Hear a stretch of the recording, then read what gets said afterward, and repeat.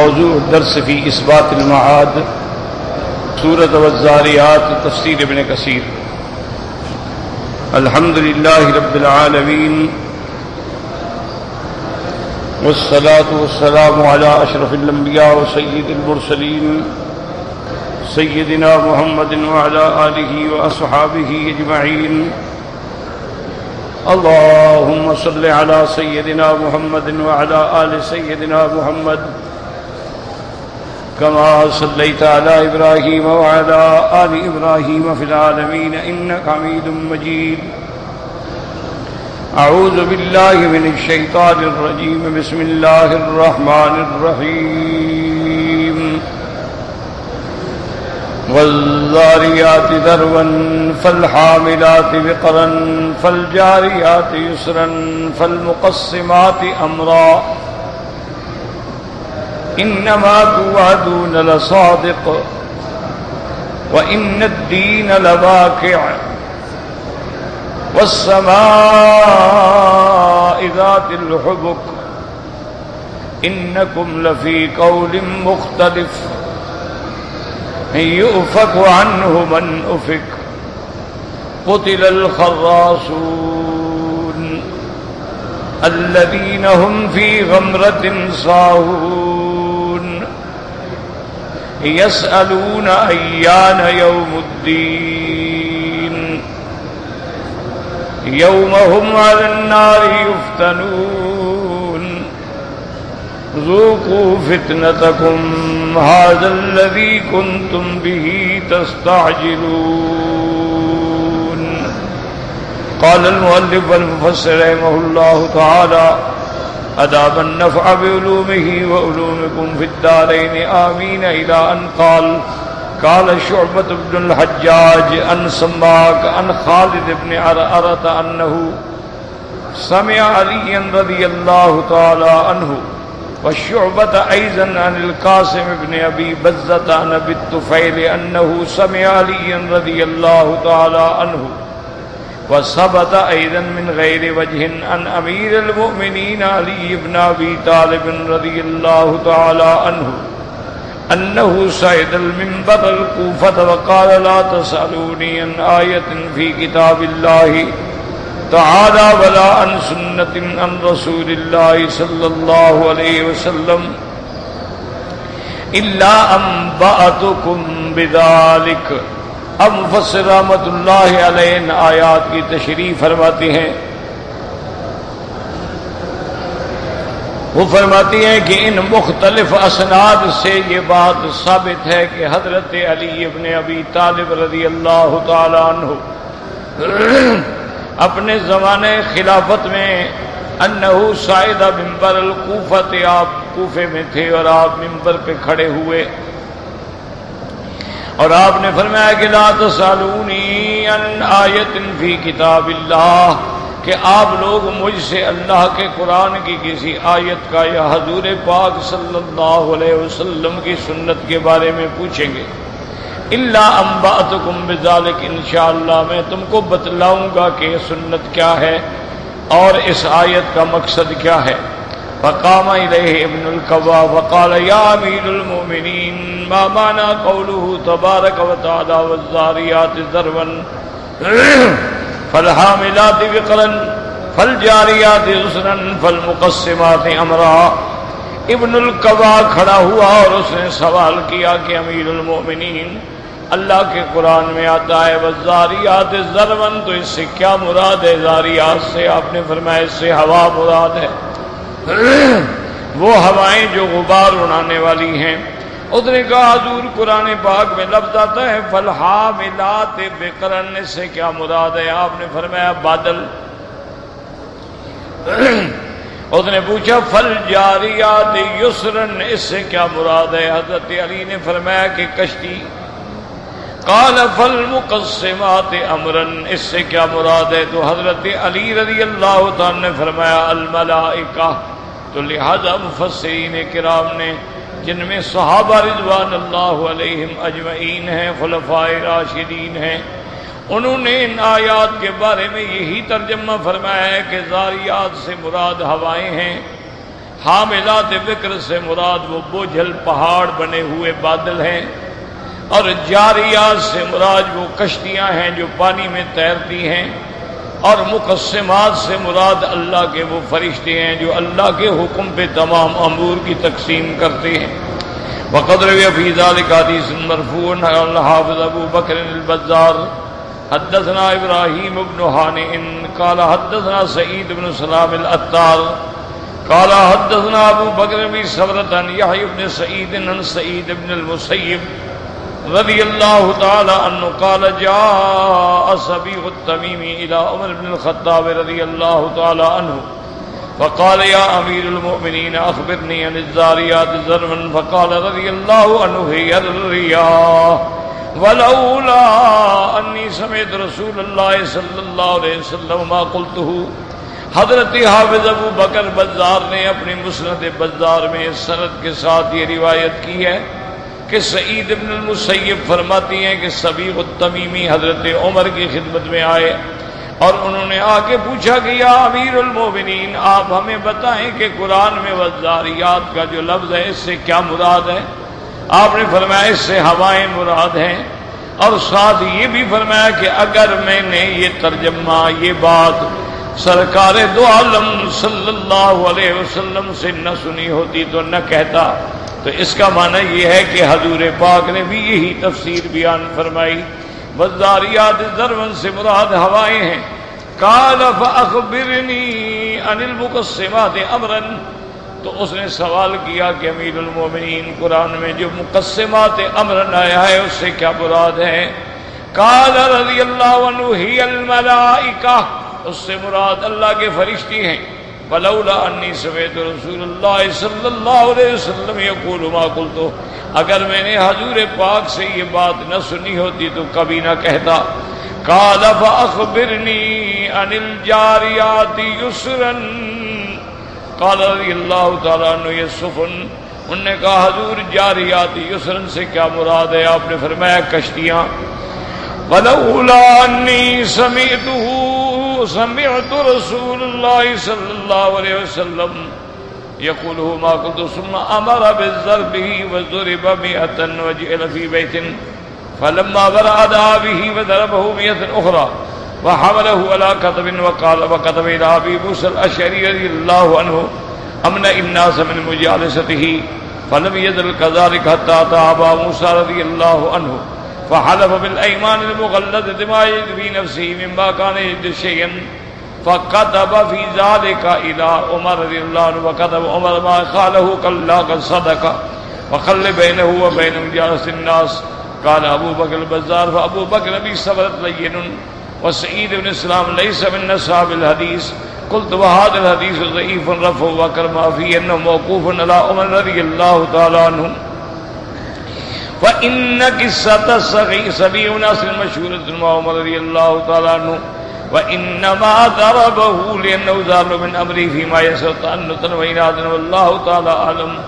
اب اس حدیث مبارک میں آتا ہے کہ حضرت نے جب جواب دے دیے اس کے بعد آپ نے حکم دیا کہ اس کو 100 کوڑا لگایا جائے اور اس کو قید کر دیا جائے سبیل کو۔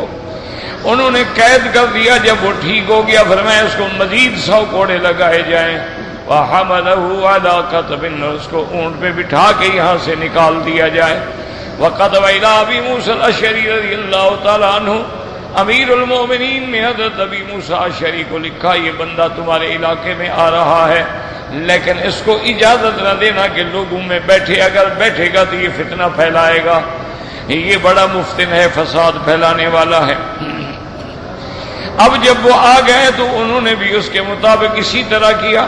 فلم یزل کذالک حتی اتی ابا موسیٰ رضی اللہ تعالیٰ عنہ، لیکن اس نے پھر حضرت ابی موسیٰ رضی اللہ تعالیٰ عنہ کے سامنے فحلف بالایمان المغلظۃ ما یجد فی نفسہ مما کان یجد شیئا، حضرت ابی موسیٰ کے سامنے آ کے پھر اس نے بڑی سخت قسمیں کھائیں اور کہا اب میرے دل کے اندر وہ کوئی فساد باقی نہیں رہا جو پہلے میرے دل کے اندر خیالات تھے غلط۔ ہاں انہوں نے حضرت عمر رضی اللہ تعالیٰ عنہ کو خط لکھا کہ اب وہ قسمیں کھاتا ہے کہ میں نے اپنے غلط خیالات سے توبہ کر لیا ہے، حضرت عمر رضی اللہ تعالیٰ عنہ لکھا کہ اچھا اگر وہ سچ کہتا ہے تو چھوڑ دو، اب اس کو آزادی دے دو۔ قال ابو بکر البزار فابو بکر ابن ابی صبرۃ لین، حضرت ابو بکر البزار فرماتی ہیں کہ اس کے اندر جو راوی ہے ابو بکر ابن ابی صبرہ، یہ راوی جو ہے یعنی نرم ہے، معنی یہ ہے کہ اتنا قوی راوی نہیں ہے۔ وسعید ابن سلام لیس من اصحاب الحدیث، اور سعید ابن سلام بھی اصحاب حدیث میں سے نہیں ہے۔ قلت بهذا الحديث ضعيف رفعه، اب مفسر فرماتی ہیں کہ میری تحقیق کے مطابق یہ حدیث جو ہے اس کو مرفوع کہنا حضور صلی اللہ علیہ وسلم سے یہ بات تو ضعیف ہے، البتہ اس کو آپ موقوف کہہ سکتے ہیں کہ یہ حضرت عمر رضی اللہ تعالیٰ عنہ پہ موقوف ہے۔ حضرت امیر المومنین نے اس کو سزا کیوں دی تھی کہ اس کی عادت تھی وہ سوال کر کے فساد پھیلاتا تھا، اور سوال جو ہے بطور سرکشی اور اناد کے کیا کرتا تھا۔ اسی لیے علماء فرماتے ہیں کہ ایک سائل ہوتا ہے اور ایک متعنت ہوتا ہے۔ سائل کا معنی یہ ہوتا ہے کہ مسئلہ پوچھ کے اپنی اصلاح کرتا ہے، اپنی حاجت کو پورا کرتا ہے، اور متعنت کا معنی یہ ہے کہ سوال پوچھ کے فساد پھیلاتا ہے۔ سوال کرنے کا مقصد علم حاصل کرنا نہیں ہوتا بلکہ فساد پھیلانا ہوتا ہے، تو یہ بھی متعنت تھا اور فسادی آدمی تھا۔ وقد ذكر الحافظ بن عساكر هذه القصة في ترجمة صبية مطولة وهكذا فسرها ابن عباس وابن عمر رضي الله تعالى عنهم ومجاهد وسعيد بن جبير والحسن وقتادة وسدي وغير واحد ولم يحكي ابن جرير غير ذلك۔ اب مفسر رحمۃ اللہ علیہ فرماتی ہیں کہ حافظ ابن عساکر رحمۃ اللہ علیہ نے اپنی کتاب کے اندر یہی تفسیر نقل فرمائی ہے کہ حضرت ابن عباس بھی حضرت ابن عمر رضی اللہ عنہما اور تابعین سے حضرت مجاہد سعید بن جبیر، حضرت حسن، حضرت قتادہ، حضرت سدی یہی تفسیر بیان کرتے تھے، لیکن ابن جریر ابن حاتم نے اس کے سوا اور کسی کو ذکر نہیں فرمایا۔ وقد قیل ان المراد بالذاریات الری کما تقدم وبالحاملات ذکرن الصحابہ کما تقدم لأنها تحمل الماء كما قال زید بن عمرو نفیل واسلمت نفسی لمن اسلمت له المزر تجعل عذبا زلالا۔ اب مفسر فرماتا ہے کہ بعض علماء نے بھی یہی ترجمہ فرمایا کہ زاریات سے مراد ہوائیں ہیں اور حاملات وکرن سے مراد بادل ہیں، کیونکہ بادل جو ہیں وہ بھی پانی کا بوجھ اٹھا کے چلتے ہیں، جیسے کہ شاعر نے کہا تھا لمن اسلمت نفسی لمن اسلمت له المزن، مزن کہتے ہیں بادلوں کو، تحمل علینا جلالا، کہ یہ بادل ہمارے اوپر میٹھا پانی، ٹھنڈا پانی، تازہ پانی لے کے آتے ہیں۔ فَأَمَّا الْجَارِيَاتِ يُسْرًا فَالْمَشْهُورُ عَنِ الْجَمْهُورِ كَمَا تَقَدَّمَ إِنَّهَا السُّفُنُ تَجْرِي مَسِيرَةً فِي الْمَاءِ جَرْيًا سَهْلًا، اور جاریات یسرن کے بارے میں جمہور مفسرین فرماتے ہیں کہ اس سے مراد کشتیاں ہیں جو پانی پہ آسانی سے تیرتی ہیں۔ وقال بعضهم هي النجوم تجري في أفلاكها ليكون ذلك ترقيا من الأدنى إلى الأعلى إلى ما هو أعلى منه، فالرياح فوقها السحاب والنجوم فوقه ذلك والمقسمات من الملائكة فوق ذلك۔ اب مفسر فرماتا ہے کہ بعض مفسرین نے فرمایا ہے فالجاریات یسرن سے مراد آسمان پہ ستارے ہیں، تجری یسرن فی افلاکہا، وہ بھی اپنی منازل میں آسانی سے تیرتے ہیں، چلتے ہیں، کیونکہ مفسر فرماتا ہے اس کو کہتے ہیں ترقی من الادنی الی الاعلی الی ما هو اعلی منہ، کہ پہلے ذکر ہواؤں کا آیا، ہواؤں کے اوپر ذکر پھر بادلوں کا آیا، اور بادلوں کے اوپر ذکر پھر ستاروں کا آیا، اور ستاروں کے بعد پھر ذکر جو ہے وہ اللہ تعالیٰ کے فرشتوں کا آیا، تو اس کو کہتے ہیں ترقی من الادنی الی الاعلی الی ما هو اعلی منہ۔ فوق ذلك ننزل بأوامر الله الشرعية والكونية، اللہ کے فرشتے اللہ کے احکام لے کے اترتے ہیں، وہ احکام شرعی بھی ہوتے ہیں، وہ احکام کونی بھی ہوتے ہیں۔ وہذا قسم من اللہ عز وجل علی وقوع المعاد۔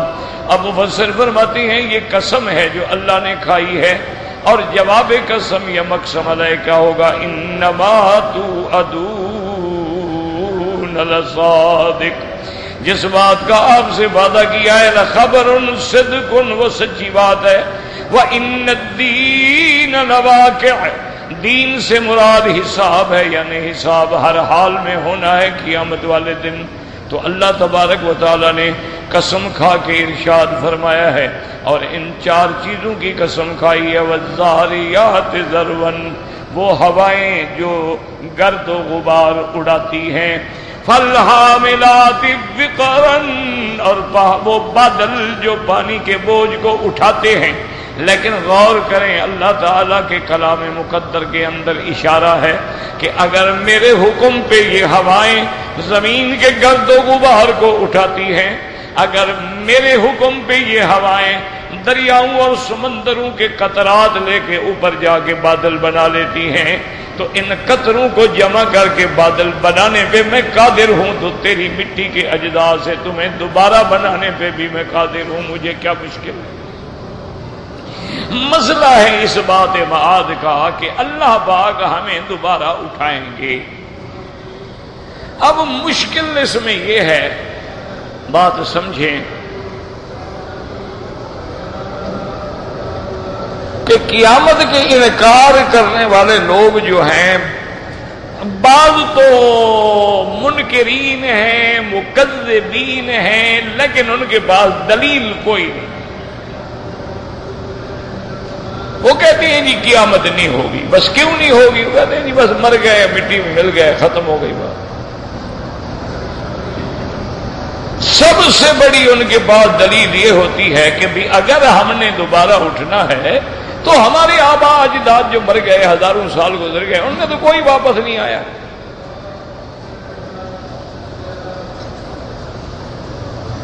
تو اللہ نے قرآن میں ان کا رد فرمایا ہے کہ قیامت برحق ہے، قیامت ہر حال میں ہوگی، اور ہم تم سب کو جمع کریں گے۔ لَمَجْمُوعُونَ إِلَىٰ مِيقَاتِ يَوْمٍ مَّعْلُومٍ، تمہارے باپ دادا آدم علیہ السلام سے لے کر قیامت تک اللہ کی جتنی مخلوق ہے، ان سے جن سب میدان محشر میں۔ اور جو کچھ فلسفی لوگ ہیں وہ قیامت کا انکار اس لیے کرتے ہیں، وہ کہتے ہیں جی قاعدہ دنیا میں یہ ہے کہ جب کوئی جز اپنے کل میں مل جاتا ہے تو پھر اس کو علیحدہ نہیں کیا جا سکتا۔ کیا معنی کو سمجھیں اچھی طرح۔ مثلا ہماری گاڑی کے ٹائر میں ہوا ہے، تو یہ جو دنیا میں ہوا ہے اس کا ایک جز ہے کہ تھوڑی سی ہوا ہمارے ٹائر میں بھی ہے، 20 کلو ہے یا 10 کلو ہے یا 15 کلو ہے۔ اب اگر ہم نے اس کو کھول دیا اور یہ ہوا میں مل گئی، اب اس ہوا کو ہم جز کو کل سے علیحدہ کریں، یہ ہو نہیں سکتا کہ کہاں سے وہ ہوا ڈھونڈیں۔ فلسفوں کو جو اعتراض ہے نا، ان کا اعتراض سمجھیں۔ دوسرا وہ یہ کہتی ہیں کہ جناب دیکھو مٹی ہے، مٹی جز ہے، ہم نے مٹی اٹھا کے مٹی میں ڈال دی، مٹی میں مل گئی تھی، کیسے جدا ہوگی کہ مولوی مکی کی یہ مٹی ہے؟ وہ تو جز کل میں مل گئی۔ ہم نے پانی کا گلاس بھرا اور دریا میں ڈال دیا، اب یہ پانی کا گلاس جو ہے ایک جز ہے پانی، جب یہ جز اپنے کل میں مل گیا، اب ہم کہیں جی دریا سے وہی پانی نکالو جو اس گلاس میں تھا، تو یہ ممکن ہی نہیں ہے۔ وہ کہتے ہیں کہ جی آگ کو ہم نے آگ میں ڈال دیا، اب کوئی کہے گی اس آگ کو جدا کرو، تو جز جب کل میں مل جاتا ہے تو پھر جز علیحدہ نہیں ہو سکتا۔ تو اس لیے جب ہم مر جائیں گے، ہم قبروں میں چلے جائیں گے، ہم گل سڑ جائیں گے، مٹی میں مل جائے گی، کیونکہ انسان میں عناصر اربع ہے، مٹی بھی ہے، پانی بھی ہے، ہوا بھی ہے، آگ بھی ہے۔ تو آگ میں مل جائے گی، پانی میں مل جائے گا، مٹی میں مل جائے گی، ہوا میں مل جائے گی، پھر کیسے ان کو دوبارہ پھر ہم کیسے جدا کریں گے کل سے؟ یہ بیچارے عقل کے غلام ہوتے ہیں، اللہ کے رسول پر تو ایمان ہے ہی نہیں نا۔ اسی طرح امام محمد رحمت اللہ علیہ کے بارے میں آتا ہے کہ وہ ایک دفعہ بادشاہ کی دربار میں تشریف لائے تو بادشاہ ان کا بڑا احترام کرتا تھا۔ امام محمد بہت بڑا آدمی، بہت بڑا عالم، بہت بڑا فقیہ، بہت بڑا محدث محمد بن الحسن الشیبانی، جو امام ابو حنیفہ رحمت اللہ علیہ کے مایہ ناز شاگرد ہیں، اور جنہوں نے امام ابو حنیفہ رحمت اللہ علیہ کی فقہ کو ترتیب دے کے منقح کیا ہے، وہ امام محمد بن حسن ہے۔ اور یہ اتنا بڑا آدمی ہے کہ امام شافعی کا استاد ہے۔ امام محمد بن حسن الشیبانی جو ہیں یہ استاد ہے امام شافعی کا، یعنی امام شافعی امام ابو حنیفہ رحمت اللہ علیہ کے شاگرد کا شاگرد ہے۔ خدا کی شان دیکھیں۔ اچھا، اور امام احمد بن حنبل امام شافعی کا شاگرد ہے، وہ بھی امام صاحب کے شاگردوں کے شاگردوں کے شاگرد بنیں گے۔ اور اسی طرح اللہ کی شان دیکھیں کہ امام بخاری جو ہے وہ امام عبداللہ ابن مبارک کا شاگرد ہیں، اور امام عبداللہ ابن مبارک امام ابو حنیفہ کا شاگرد، رحمت اللہ علیہم اجمعین۔ دعا کریں کہ اللہ ہمیں تمام ائمہ فقہا، ائمہ محدثین، اولیاء اللہ کا ادب نصیب فرمائے۔ یہ تو بیچارے کم عقل لوگ ہوتے ہیں نا، بیٹھے بیٹھے ابو حنیفہ پہ اعتراض، شافعی پہ اعتراض، مالک پہ اعتراض، احمد بن حنبل پہ اعتراض، رحمت اللہ علیہم اجمعین۔ اور اعتراض کرنے والوں کا اپنا علم جو ہے وہ ابھی پرائمری تک بھی نہیں پہنچا ہے، وہ تو بڑے لوگ تھے۔ آپ جماعت یعنی کسی بہت بڑے عالم سے، شرط یہ ہے وہ عالم ہو، اس سے پوچھیں کہ جتنی سند کے اعتبار سے سند عالی امام ابو حنیفہ رحمت اللہ علیہ کی ہے اور کسی محدث کی نہیں ہے۔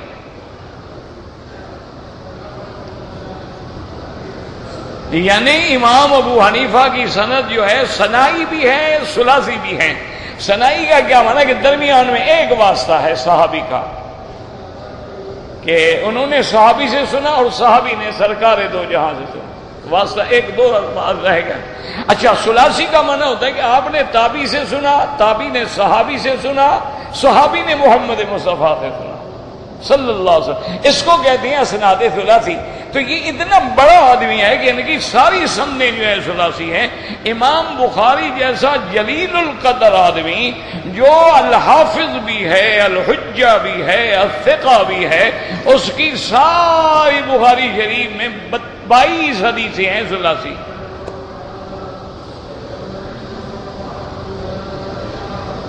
یعنی صرف 22 حدیثیں،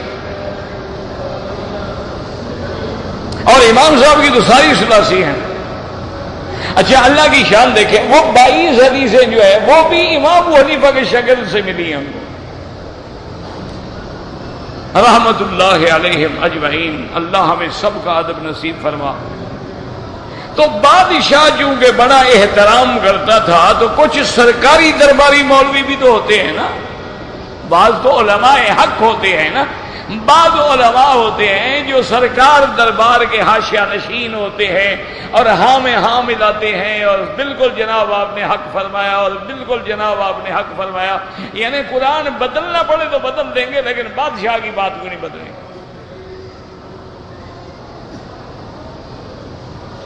تو ایسے جو مولوی تھے نا جی، وہ سرکاری درباری حاشیہ بردار تنخواہ دار، تو ان کو بڑی تکلیف ہوتی تھی کہ امام محمد جب آتے ہیں تو بادشاہ کھڑا ہو جاتا ہے، استقبال کرتا ہے، تو کوئی ایسے حالات پیدا کریں کہ ان کو امام محمد سے بدظن کر دیں۔ انہوں نے ایک دن مشورہ کیا، سوال مرتب کیے اور بادشاہ کے سامنے رکھے۔ انہوں نے کہا حضرت آپ نے ویسے امام محمد کو اتنا چڑھا دیا ہے، وہ اتنا بڑا عالم نہیں ہے، کتاب دیکھ کے تو ہر کوئی پڑھا لیتا ہے، شرح دیکھ لے گا، 2 کتابیں دیکھ لے گا، 3 کتاب۔ آج ہم آپ کو سوال بتلاتے ہیں، لیکن آپ امام محمد کو مجبور کریں کہ یہی کھڑے کھڑے جواب دو، کتاب نہیں دیکھنی، اور جواب بھی مجھے عقلی چاہیے، کتابی جواب نہیں چاہیے۔ حالانکہ انتہائی بے وقوفی کی بات ہے، عالم کا تو معنی ہی وہی ہوتا ہے جو قرآن حدیث کو جانتا ہو، عقل کا کیا مطلب ہے؟ لیکن ایک سوچ ہے نا اپنی، عقل میں تو تمہارے وکیل بڑے تیز ہوتے ہیں،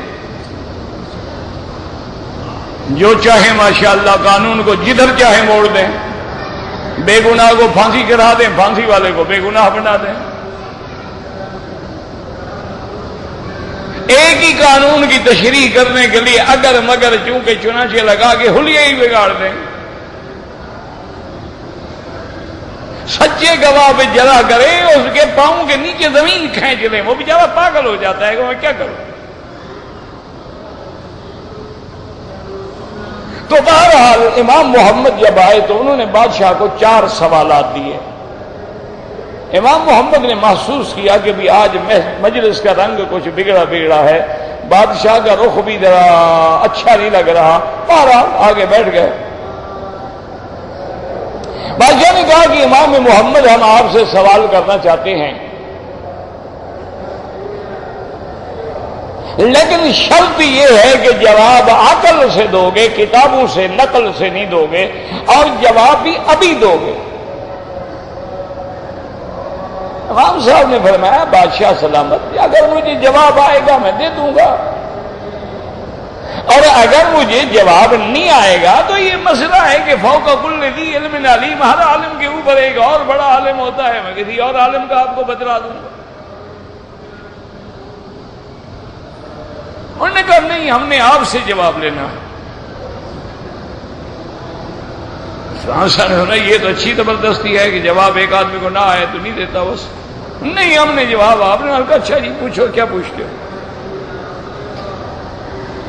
پہلا سوال بادشاہ نے کیا کہ امام صاحب ہمیں یہ بتلائیں کہ اللہ نے جو زمین بنائی ہے، اس زمین کا مرکز وسطی جو ہے، نقطہ اصل جو ہے، یعنی جہاں ابتدا ہے، جو بالکل سنٹرلی مقام ہے، اس کا مرکزی جگہ کہاں ہے؟ امام صاحب کے ہاتھ میں بیت پکڑا ہوا تھا، امام صاحب نے وہی کھڑے کھڑے بیت ایسے رکھ دیا، فرمایا جناب یہ جو ہے یہ جگہ جہاں میرا بیت ہے نا، یہ جگہ جو ہے بالکل مرکزی مقام ہے، ساری دنیا کا وسط یہ ہے۔ بادشاہ نے کہا اس کی کوئی دلیل نہ، کہا پیمائش کرا لو۔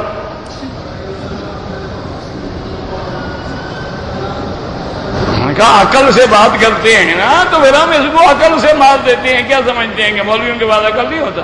اتنے بڑے بڑے جھوٹے فتوے بنا دیتے ہیں، ان کے بعد عقل نہیں ہوتا؟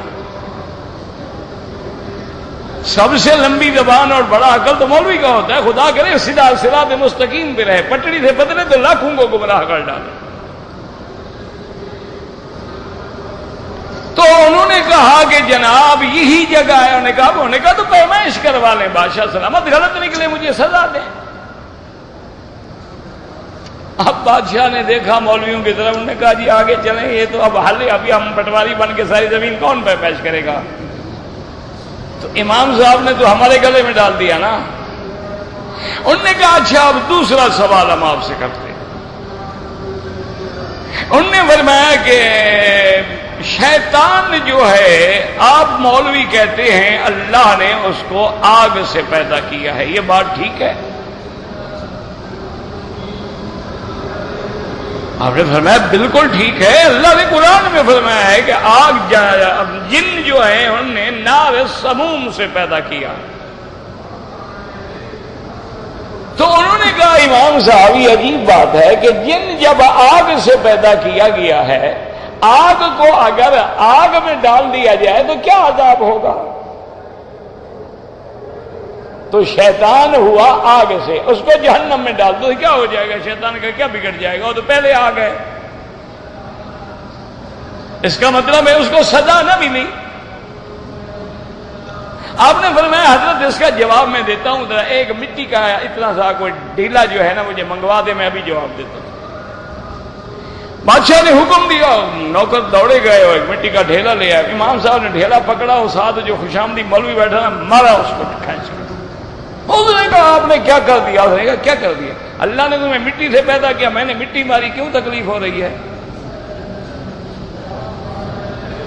بھائی اللہ نے انسان کو مٹی سے پیدا کیا ہے کہ نہیں؟ انہوں نے کہا ہاں. انہوں نے کہا میں نے بھی تمہیں مٹی ماری ہے، کیوں چیختے ہو؟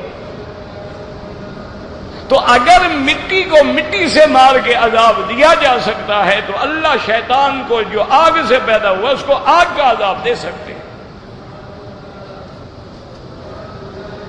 انہوں نے کہا اب یہ مسئلہ بھی تو حل ہو گیا، اب اس کا کیا کریں؟ مولوی صاحب کو باخام خواہ پتھر بھی کھانا پڑا.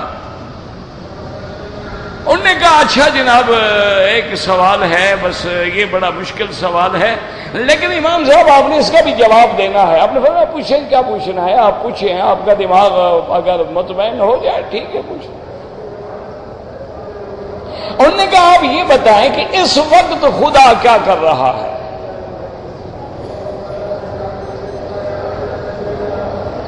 جس گھڑی میں ہم بیٹھے ہیں اس وقت ہمارا خدا کیا کر رہا ہے؟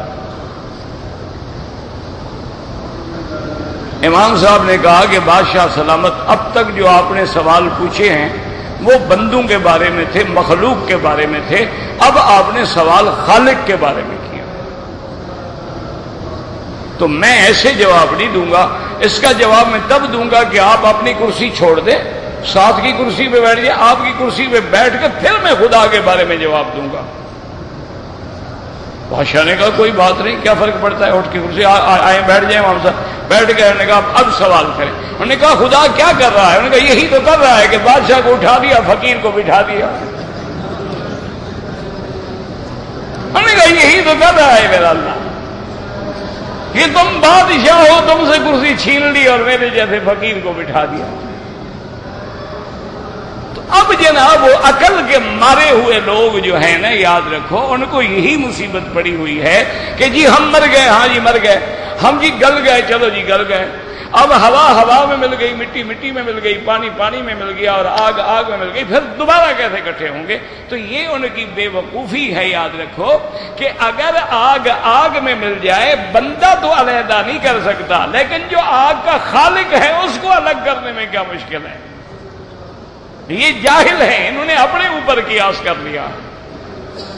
پانی پانی میں مل جائے، اللہ تبارک و تعالی نے حکم دیا موسیٰ علیہ السلام نے اضرب بعصاک البحر، اللہ نے حکم دیا موسیٰ علیہ السلام پانی پہ اپنا عصا مارے.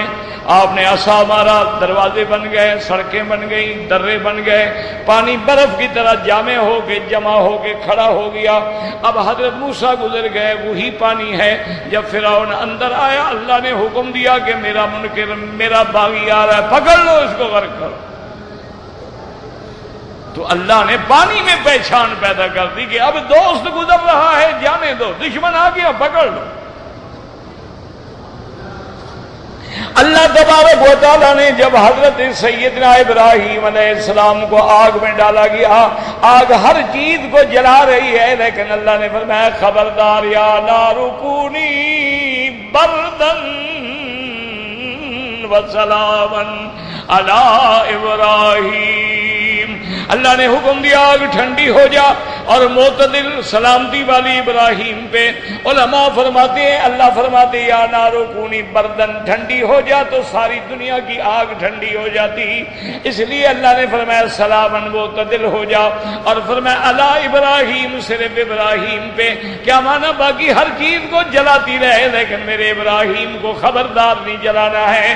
حضرت ابراہیم علیہ السلام آگ میں بیٹھے ہیں، جنت کے لباس آ گئے ہیں، جنت کے کھانے سامنے رکھے ہوئے ہیں، اور نمرود بادشاہ اپنے محل کی چھت پہ کھڑا ہے، خوش ہو رہا ہے کہ میرا دشمن ابراہیم جل گیا ہے. آگ کے شعلے بلند ہو رہے ہیں اور بڑے مزے کے ساتھ دوستوں سے ہنسی مذاق کر رہا ہے کہ دیکھو ہمارے خداؤں کو توڑنے والا دیکھو کیسے جل گیا ہے. اللہ نے حکم دیا جبریل فکشف عنہا، جبریل یہ آگ کے پردے ہٹا کے میرے دشمن کو دکھلا دو کہ میرا خلیل کیسے بیٹھا ہے. فکشف اللہ عنہا، اللہ نے نے وہ پردے ہٹا دیے، اور جب نمرود کی نظر پڑی کہ ابراہیم تو اعلیٰ لباس میں ہے اور ہر طرف پھل فروٹ پڑے ہوئے ہیں، اور بے ساختہ مجبور ہو گیا، جو خدائی کا دعویٰ کرتا تھا کہنے لگا نعم الرب رب ابراہیم، ابراہیم رب تو تیرا سچا رب ہے، ہم تو جھوٹے ہیں۔ تو اب اللہ نے آگ کو حکم دے دیا، بدبختوں وہ آگ کو بھی حکم دینے پہ قادر ہے، وہ پانی کو بھی حکم دینے پہ قادر ہے، وہ ہواؤں کو بھی حکم دینے پہ قادر ہے۔ قوم عاد پہ ہوا چل رہی ہے، تباہ کر رہی ہے، ہلاک کر رہی ہے، برباد کر رہی ہے، لیکن حضرت ہود علیہ السلام اور ایمان والے لوگ بھی اسی بستی میں موجود ہیں، ان کے لیے وہی ہوا ٹھنڈی ٹھنڈی لگ رہی ہے، کوئی نقصان نہیں پہنچا رہی۔ تو اللہ چاہیں گے تو ہواؤں کو بھی حکم دے دیں گے، اللہ چاہیں گے تو مٹی کو بھی حکم دے دیں گے، اللہ تبارک و تعالی چاہیں گے تو آگ کو بھی حکم دے دیں گے۔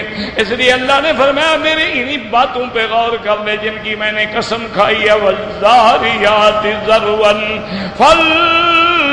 فالحاملات وقرا، وہ ہوائیں جو گرد و غبار اڑانے والی ہیں اور وہ ہوائیں جو بادلوں کو اٹھانے والی ہیں، والجاریات یسرا، اور وہ سفینے، وہ کشتیاں جو بوجھ والی ڈوب جاتی ہیں لیکن میرے حکم سے پانی کے اوپر تیر رہی ہیں اور آسانی کے ساتھ چل رہی ہیں، فالمقسمات امرا، اور میرے وہ فرشتے جو میرے احکام کی تعمیل کر رہے ہیں، ان کو جب میں حکم دوں گا تو ملائکہ پکاریں گے، اللہ کا حکم سنائیں گے، ادھر سے سور پھونکا جائے گا۔ ان قسموں کے بعد نتیجہ کیا نکلا؟ انما توعدون لصادق، اللہ نے فرمایا میرے بندے جو تم سے وعدہ کیا جا رہا ہے وہ سچا ہے، قیامت ہوگی، وَإِنَّ الدِّينَ لَوَاقِعٌ، اور قیامت والے دن جزا سزا ہوگی۔ فَمَن يَعْمَلْ مِثْقَالَ ذَرَّةٍ خَيْرًا يَرَهُ وَمَن يَعْمَلْ مِثْقَالَ ذَرَّةٍ شَرًّا يَرَهُ، ہم قیامت والے دن تیری نیکی ہے تو موجود ہوگی، تیری برائی ہے تو موجود ہوگی، والوزن یومئذ الحق، اس دن تیرے نامہ اعمال تولے جائیں گے، اور اللہ تبارک و تعالیٰ فرمائیں گے الیوم تجزا کل نفس بما کسبت لا ظلم اليوم، آج کے دن ہر بندے کو اس کی کمائی کا بدلہ ملے گا اور کسی سے ظلم نہیں ہوگا، کسی کو بغیر گناہ کے سزا دے دی جائے یا اس کے ذمے کسی دوسرے کا گناہ ڈال دیا جائے یا کسی کی نیکی کو کم کر دیا جائے، اللہ نے فرمایا بالکل نہیں، عدل ہوگا، انصاف ہوگا، اور ان اللہ سریع الحساب، اور اللہ جلد حساب لینے والے ہیں۔ حدیث میں آتا ہے قیامت والا دن جب ہوگا، حساب کتاب جب ہوگا تو دوپہر تک سارا حساب ختم ہو جائے گا، جنت والے جنت میں آرام کریں گے اور جہنم والے جا کے جہنم میں جلیں گے۔ دعا کریں اللہ ہمیں جہنم سے بچا دے اور اپنی رحمتوں سے جنت الفردوس نصیب فرما دے۔ وما ذلك علی اللہ بعزیز، اللہ کے آگے کیا مشکل ہے؟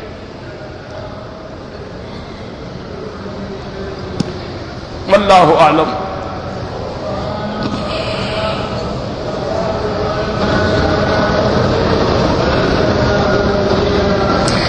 العاصی التائب افضل ام لم یعص اللہ ابدا؟ الذی لم یعص اللہ افضل؟ الانبیاء معصوم، لم یعص اللہ انبیاء افضل؟ کہتے جی کہ آپ کے بیان کے البم جو ہیں، میرا بھائی وہ یہاں بھی ملتے ہیں، پاکستان بھی ملتے ہیں، میں نے الحمدللہ نہ اپنا کیسٹ کبھی بیچا ہے نہ کبھی محفوظ کیا ہے، کچھ لوگ بنا کے دے جاتے ہیں، دوست آتے ہیں میں بھی ہدیہ دے دیتا ہوں، بہرحال میرا خیال یہ ہے ہر جگہ مل جاتے ہیں۔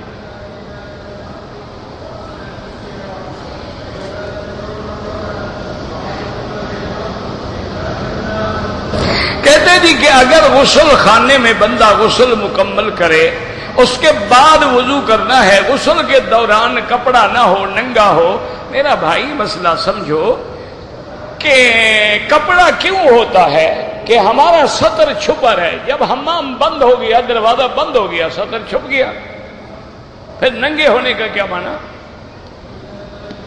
دوسری بات یہ ہے کہ غسل سے پہلے اگر تم نے باقاعدہ شرعی وضو کیا ہے، یعنی غسل جنابت ہے تو پہلے استنجا کرو گے، اپنے بدن کو دھو گے، اس کے بعد وضو کرو گے نماز والا، ہاکلا غرغرہ کرو گے، پھر سارے بدن پہ پانی بہاؤ گے، پھر دوبارہ وضو کرنے کی کوئی ضرورت نہیں۔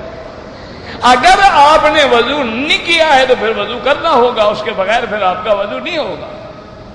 تو اس لیے ہمیشہ سمجھیں، یہ تو بے وقوفی ہوتی ہے کہ جی وہ غسل خانے میں ننگا کھڑا ہے وضو ہو جائے، وہ بے وقوف، غسل ہو جائے گا تو وضو کیوں نہیں ہوگا؟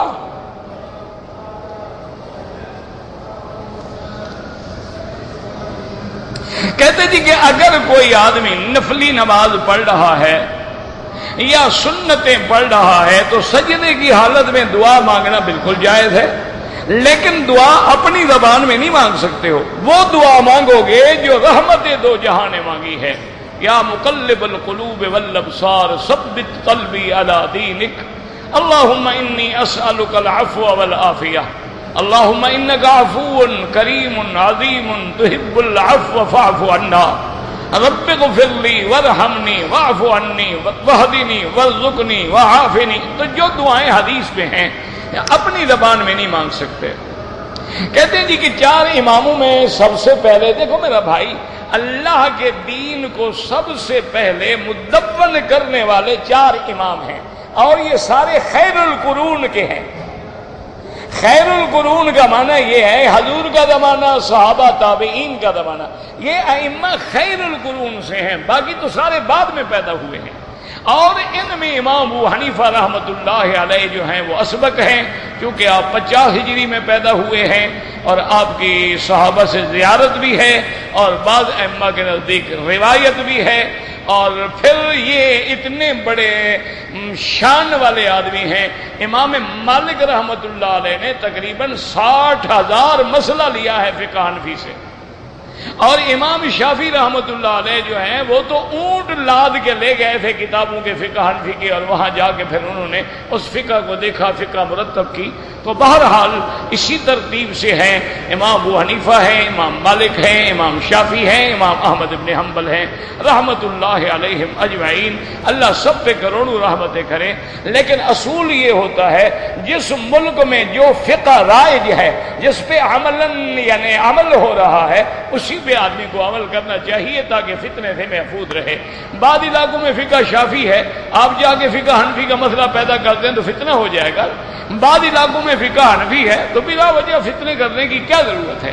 جیسے قرآن کی 7 قراتیں ہیں، لیکن ہمارے ہاں قرات جو ہے وہ حضرت عاصم میں روایت نافع ہے، تو اسی قرات پہ ہم عمل کرتے ہیں، باقی 6 قراتیں ہم نہیں پڑھتے، حالانکہ وہ 6 قراتیں بھی صحیح ہیں۔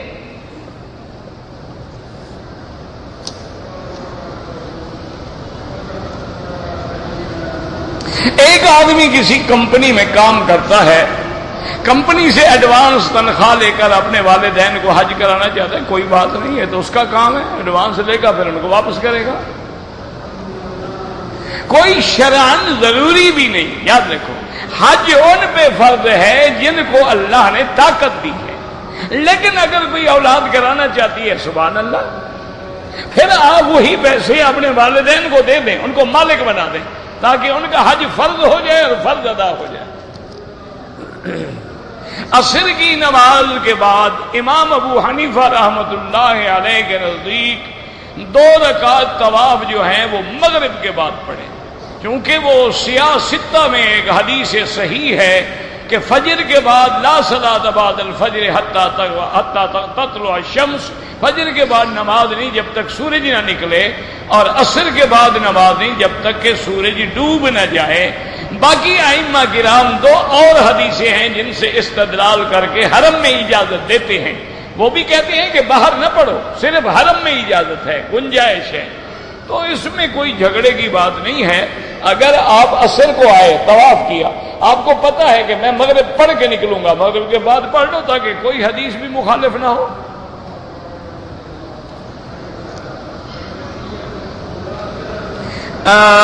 سرکار 2 جہاں کے روضہ مبارک پر جب ہم صلاۃ و سلام پڑھتے ہیں تو کیا حضور سنتے ہیں؟ بالکل سنتے ہیں، تو صحیح حدیث ہے۔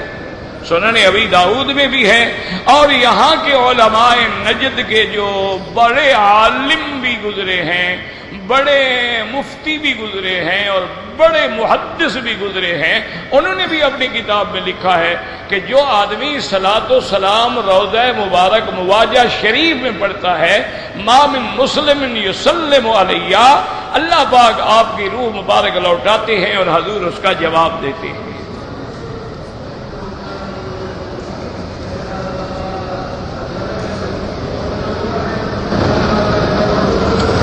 بھئی طواف کے اندر پہلے 3 چکروں میں کندھا ننگا رکھنا ہے، پہلے 3 چکروں میں، بعد کے 4 چکروں میں بھی نہیں رکھنا۔ یہ تو لوگوں نے تماشا بنایا ہوا ہے نا، صفا میں بھی ننگا ہے اور نماز میں بھی ننگا ہے، اپنی نمازیں خراب کر رہے ہیں، نمازیں مکروہ ہو رہی ہیں۔ وہ تو صرف پہلے 3 چکروں میں کندھا بھی ننگا ہو، اور رمل مانا جیسے پہلوان طاقت کے ساتھ چلتا ہے، اس لیے یہ سنت ہے۔ نہیں کیا تو اللہ معاف کرے، جرمانہ کوئی نہیں۔ نماز کے دوران میں نظر جو ہے وہ سجدے کی جگہ پہ ہو، نماز بندگی ہے، عاجزی ہے، تذلل ہے، یہ تو نہیں کہ بادشاہ کی آنکھوں میں آنکھیں ڈال کے کھڑے ہو جاؤ، نماز میں سجدے کی جگہ پہ نظر رکھو۔ اگر حرم شریف کی مسجد الحرام کے علاوہ شہر مکہ کی اور دیگر مسجدوں میں نماز پڑھیں 1 لاکھ تو آپ کو ہر جگہ ملے گا، لیکن جو کعبے کی فضیلت ہے وہ کسی جگہ نہیں ملتی، یاد رکھو۔ کیونکہ اگر اکیلے پڑھو تو 1، محلے کی مسجد میں 25 درجے بڑھ گیا، جامع مسجد میں 27 درجے بڑھ گیا، اس حساب سے تو یہاں 27 لاکھ ملے گا۔ اور دوسری بات یہ ہے کہ آدمی جتنا خانہ کعبہ کے قریب ہوگا اتنا اجر زیادہ ہوگا۔ تیسری بات یہ ہے کہ جتنی جماعت بڑی ہوگی اتنی اجر زیادہ ہوگا، تو یہاں کا کیا مقابلہ ہے؟ عمرے پہ آتے ہیں، اب جان چھڑانا چاہتے ہیں، جی لاکھ تو وہیں بھی مل جاتا ہے، تو پھر جناب اگر پاؤں میں مہندی لگی تھی تو آنے کی کیا ضرورت تھی؟ اللہ پاک کے حرم سے کوئی خط تو نہیں گیا کہ میں تمہارے بغیر اداس ہوں، ضرور تشریف لے آؤ، مجھے زیارت کرواؤ اپنی۔ آئے ہو تو پھر محنت کرو۔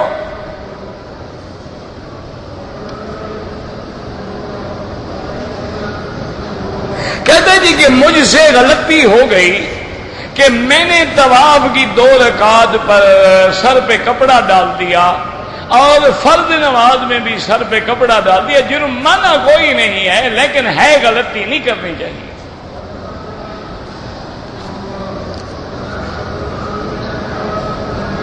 اگر کسی آدمی پر دم پڑ گیا ہے تو وہ دم کا جانور ذبح کر کے گوشت خود کھا سکتا ہے؟ بالکل نہیں۔ تمہارے ملک میں جب کورٹس کسی کو جرمانہ کرتی ہے تو اس کو پیسے واپس دے دیتی ہے۔ یہ اچھا مسئلہ ہے کہ بھی جرمانے کی بکری ہے، گوشت فریج میں رکھ دو، کھاتے رہو، وہ جرمانہ بھی ادا ہو گیا۔ تمہارے لیے وہ کھانا ناجائز ہے، اور وہ بھی دوستوں کو نہیں کھلانا ہے، ذبح کر کے مکے کے فقراء غریب مسکینوں کو دینا۔ عمرہ حج کے لیے احرام جب باندھے تو 2 رکعت پڑھیں، پڑھو تو ثواب ہے، نہ پڑھو تو کوئی بات نہیں۔ بغیر 2 رکعت پڑھے بھی لبیک اللہم لبیک، جہاد میں بیٹھے بیٹھے لبیک اللہم لبیک لبیک لا شریک لک نیت کر لیں۔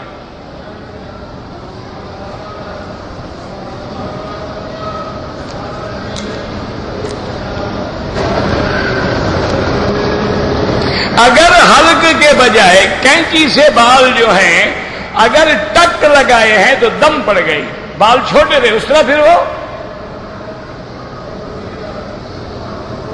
مدینہ منورہ میں 40 نمازیں پڑھنا فضیلت ہے۔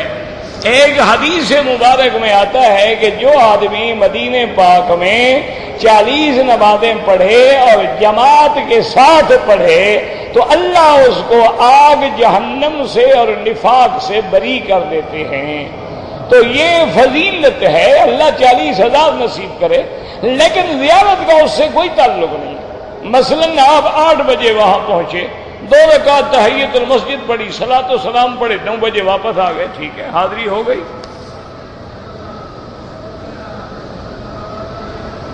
دم آ جائے تو دم مکے میں ہی دینا ہوگا.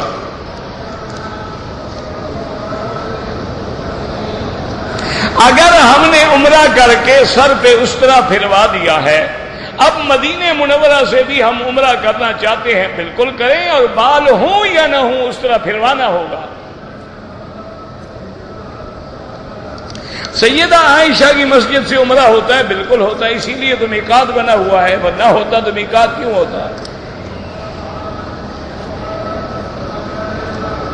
یہ تو بخاری شریف میں باقاعدہ باب بندہ ہوا ہے، پتہ نہیں اللہ کے بندے پڑھتے نہیں ہیں کیا ہے، خدا جانے.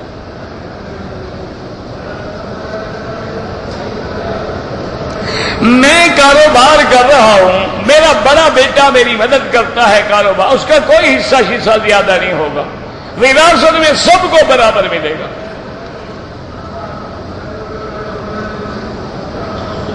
کہتے ہیں جی کہ اگر میری بیٹی کی شادی بھی ہو گئی ہے، مالی پوزیشن بھی بہتر ہے، اگر وراثت میں اپنی جائیداد وہ اپنے بھائی کو دے دے، تم اس کو دے دو، پھر میں دیکھوں دیتی ہے بھائی کو. تم تو جہنم سے آزادی حاصل کرو نا، بیٹی کا حصہ بیٹی کو دے دو، پھر بھائی کو دے دو، میں مان لوں گا. تو اس کو پتا ہے کہ یہ ظالم مجھے نہیں دیں گے، وہ کہے گی جو میرے بھائی کو دے دو، کیا کرو؟ اس کو پتا ہے یہ ظالم ہے، میرا حق نہیں دیں گے.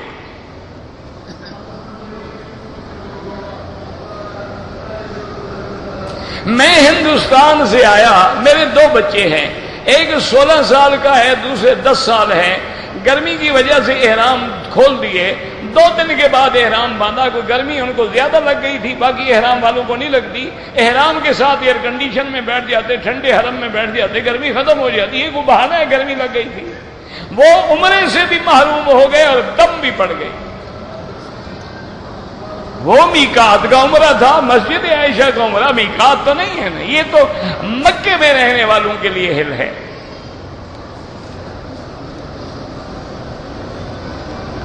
اپنی رہائش سے کوئی بھی عمرہ نہیں ہوتا. عمرے کے لیے لازم ہے کہ مسجد عائشہ جائیں یا مسجد جیلانہ جائیں، یعنی حد حرم سے باہر جا کے احرام باندھیں.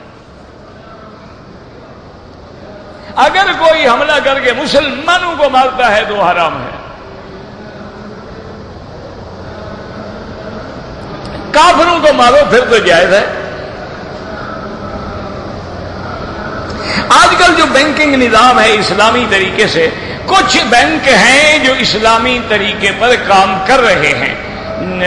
تو جیسے میں نے سنا ہے میزان ہے، الفلاح ہے، دلہ برکہ ہے، الاستثمار الخلیج ہے، اسلامی بینک ہے، اور بھی الفیصل، اللہ عالم. یعنی بہرحال اگر وہ اسلامی طرز مرابحہ اور مضاربہ پر کام کریں بالکل ٹھیک ہے، آپ ان کی مدد کریں گے تو وہ کامیاب ہوں گے نا.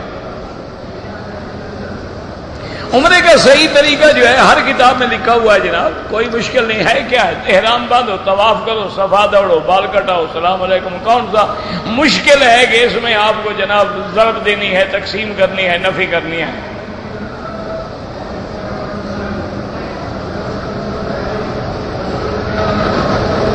کہتے جی کہ اگر میرا کاروبار ہے، کبھی اپنے کاروبار کے ضمن میں مجھے کمیشن دینا پڑتا ہے، اگر وہ رشوت ہے تو حرام ہے.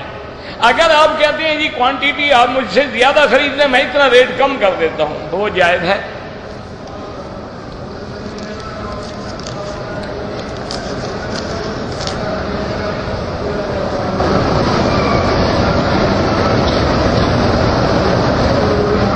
ہم نے جناب عمرہ کیا ہے، معلومات نہیں تھے، سر نہیں مڈایا اور احرام کھول دیا. عمرے پہ جو آ رہے تھے معلومات کر کے کیوں نہیں آئے؟ اب کر رہے ہو، پہلے وہاں کیا ہو گیا تھا؟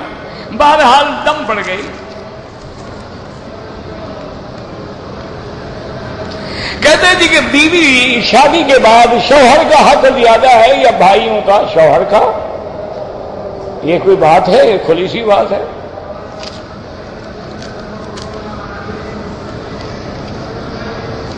طواف میں نے کندھا ننگا نہیں کیا، اللہ معاف کرے، بس کوئی جرمانہ نہیں. حنان میں احسان کرنے والا اللہ کا نام ہے، یا حنان یا منان.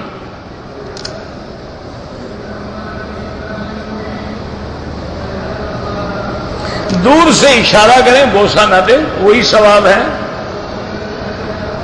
بہرحال ان ائمہ کے نزدیک، امام شافعی اور امام احمد بن حنبل رحمۃ اللہ علیہ کے نزدیک اللہ کے حرم میں ہر وقت نماز پڑھنا جائز ہے۔ جو پڑھ رہے ہیں ان سے جھگڑا نہ کرو، اور جو نہیں پڑھتے بعد میں پڑھتے ہیں ان پہ کوئی گلہ نہ کرو۔ یہ کوئی لڑائی والا مسئلہ نہیں ہے، حدیث ہے دونوں کے پاس۔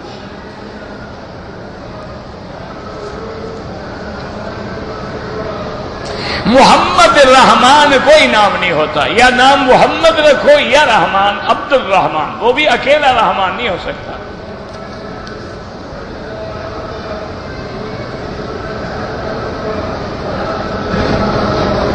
مجھے نہیں پتا جناب کے رائے ونڈ میں کیا سکھاتے ہیں، آپ وہاں چلے جائیں، 5-7 دن رہ کے دیکھ لیں کیا سکھا رہے ہیں۔ چوری سکھاتے ہیں، ڈاکہ سکھاتے ہیں، کیا سکھاتے ہیں؟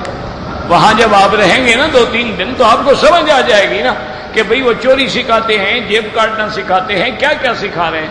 اگر برا کام سکھا رہے ہیں تو ان کو سمجھاؤ، ہدایت کرو، اور اگر اچھا کام سکھا رہے ہیں تو خود توبہ کرو بلا وجہ اعتراض کرنے سے۔ جا کے آنکھوں سے دیکھو نا، ایسے کہنے سے کیا ہوگا؟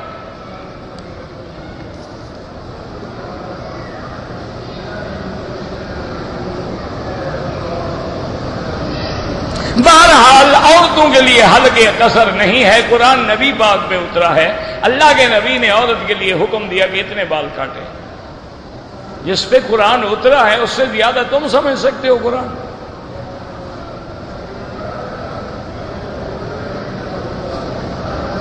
والدین کی طرف سے عمرہ کروں، بالکل کریں۔ کہتے جی کہ پیر کی دربار پہ جو دیگیں چڑھاتے ہیں وہ بالکل غلط ہے۔ آپ نے خیرات کرنی ہے، جہاں ہے خیرات کریں اور دعا کریں کہ اللہ اس کا ثواب میرے فلاں بزرگ کو عطا فرما۔